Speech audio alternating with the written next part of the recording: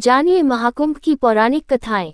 श्री गोपालदत्त शास्त्री महाराज, जो रामानुज संप्रदाय के आचार्य हैं, ने एक लघु पुस्तिका कुंभ महात्म्य के नाम से लिखी है, जिसमें कुंभ पर्व की प्रचलित 3 कथाएं शीर्षक से जिन कथाओं का उल्लेख किया गया है, उनमें सर्वोपरि महत्ता समुद्र मंथन से संबद्ध कथा को मिली है, पर अन्य कथाओं की भी उपेक्षा नहीं की जा सकती। क्रम ये दिया गया है। नागा साधुओं के बारे में 12 जानकारी। * महर्षि दुर्वासा की कथा। * कद्रू विंता की कथा। * समुद्र मंथन की कथा। अगले पेज पर पढ़े पहली कथा। महर्षि दुर्वासा की कथा। पहली कथा इंद्र से संबद्ध है, जिसमें दुर्वासा द्वारा दी गई दिव्य माला का असहनीय अपमान हुआ। इंद्र ने उस माला को ऐरावत के मस्तक पर रख दिया और ऐरावत ने उसे नीचे खींचकर पैरों से कुचल दिया।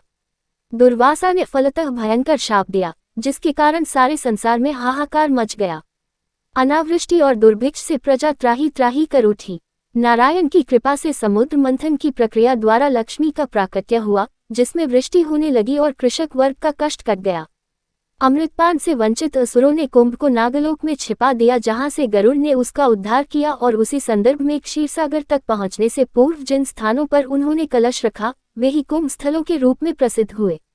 कद्रू विंता की कथा। दूसरी कथा प्रजापति कश्यप की 2 पत्नियों के सौतियाडाह से संबद्ध है। विवाद इस बात पर हुआ कि सूर्य के अश्व काले हैं या सफेद। जिसकी बात झूठी निकलेगी वही दासी बन जाएगी। कद्रू के पुत्र थे नागराज वासु और विंता के पुत्र थे वैंतेय गरुड़। कद्रू ने अपने नागवंशों को प्रेरित करके उनके कालेपन से सूर्य के अश्वों को ढक दिया, फलतः विंता हार गई। दासी के रूप में अपने को असहाय संकट से छुड़ाने के लिए विंता ने अपने पुत्र गरुड़ से कहा, तो उन्होंने पूछा कि ऐसा कैसे हो सकता है। कद्रू ने शर्त रखी कि नागलोक से वासुकी रक्षित अमृत कुंभ जब भी कोई ला देगा, मैं उसे दासत्व से मुक्ति दे दूंगी। विंता ने अपने पुत्र को ये दायित्व सौंपा, जिसमें वे सफल हुए। गरुड़ अमृत कलश को लेकर भूलोक होते हुए अपने पिता कश्यप मुनि के उत्तराखंड में गंधमादन पर्वत पर स्थित आश्रम के लिए चल पड़े। उधर वासुकी ने इंद्र को सूचना दे दी। इंद्र ने गरुड़ पर 4 बार आक्रमण किया और चारों प्रसिद्ध स्थानों पर कुंभ का अमृत छलका, जिससे कुंभ पर्व की धारणा उत्पन्न हुई। देवासुर संग्राम की जगह इस कथा में गरुड़ नाग संघर्ष प्रमुख हो गया। जयंत की जगह स्वयं इंद्र सामने आ गए। ये कहना कठिन है कि कौन सी कथा अधिक विश्वसनीय और लोकप्रिय है। आगे पढ़े तीसरी कथा। समुद्र मंथन की कथा। व्यापक रूप से अमृत मंथन की उस कथा को अधिक महत्व दिया जाता है, जिसमें स्वयं विष्णु मोहिनी रूप धारण करके असुरों को छल से पराजित करते हैं। गरुड़ का संदर्भ भी स्मरणीय है, परंतु कुल मिलाकर विशेष प्रसिद्धि समुद्र मंथन की कथा को ही मिली। दुर्वासा की कथा में भी समुद्र मंथन का प्रसंग समाहित है, इसलिए भी उनका मूल्य बढ़ जाता है। कश्यप की संततियों का पारंपरिक युद्ध देवासुर संग्राम जैसा प्रभावी रूप ग्रहण नहीं कर सका, यद्यपि उसकी प्राचीनता संदिग्ध नहीं है। गरुड़ की महत्ता विष्णु से जुड़ गई और वासुकी रूप में नागों का संबंध शिव से अधिक माना गया।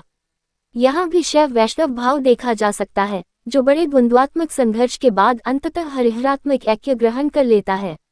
समुद्र मंथन और अमृत कुंभ। समुद्र मंथन एक ऐसी कथा है जिसके पौराणिक रूप के भीतर जीवन का रहस्य निहित है। उसे सृष्टि कथा से भिन्न दार्शनिक स्तर पर तत्व कथा कहा जा सकता है। सहस्त्र वर्षों के सुदीर्घ अनुभव को अद्भुत प्रतीकात्मक भाषा प्रदान की गई है, जिसमें द्वंद्व और संघर्ष की कठोर भूमिका अपनाई गई है।